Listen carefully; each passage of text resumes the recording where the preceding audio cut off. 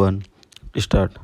Corona संक्रमण और देश भर में जारी लॉकडाउन से निपटने को लेकर राज्यों के मुख्यमंत्रियों का प्रधानमंत्री नरेंद्र मोदी से जो संवाद हुआ, उससे एक बात तो साफ हो गई है कि अर्थव्यवस्था पर पड़ रहा दबाव लंबे समय तक लॉकडाउन जारी रखने की अनुमति नहीं देता।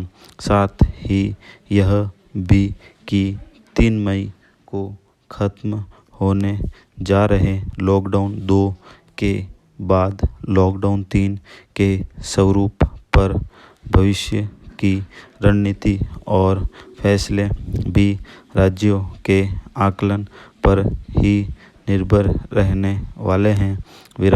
अब तक के लॉकडाउन में केंद्र की भूमिका ही अधिक थी और स्वाभाविक रूप से राज्यों को ये शिकायत भी थी कि उन्हें स्थानीय परिस्थितियों के अनुरूप फैसले नहीं लेने दिए जा रहे हैं। यह अच्छा है कि पीएम ने अब राज्यों को ही लॉकडाउन के भविष्य के बारे में संक्रमण की गहनता को देखते हुए कार्य योजना बनाने को कहा है।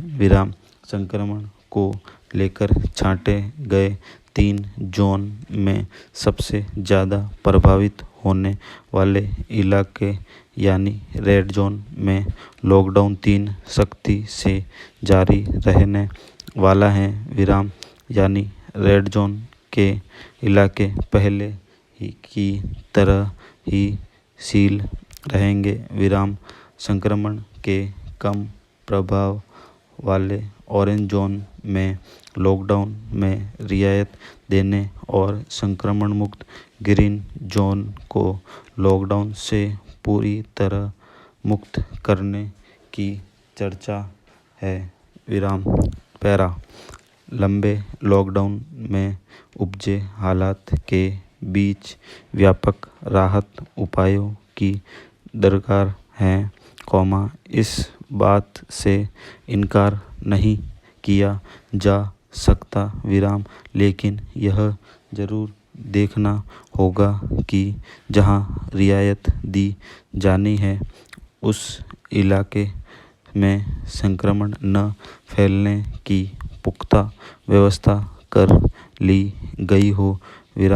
क्योंकि जरा सी लापरवाही से ग्रीन जोन के ऑरेंज जोन में और ऑरेंज जोन के रेड जोन में बदलने का खतरा बना रहेगा। खास तौर से एक वक्त में जब देश में कोरोना संक्रमण जांच की रफ्तार अभी जरूरत के मुताबिक नहीं है।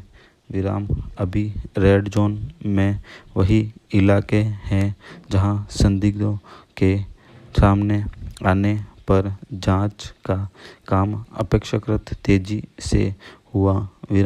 ऐसी आशंका अब भी है। जांच के अभाव में कई इलाके में संदिग्धों का हमें पता नहीं हो। यह भी सही है कि इस महामारी से निपटने के लिए जन जागरूकता सबसे ज़्यादा जरूरी है, क्योंकि एक जने की लापरवाही से सैकड़ों को इस जानलेवा वायरस से संक्रमित कर सकती है।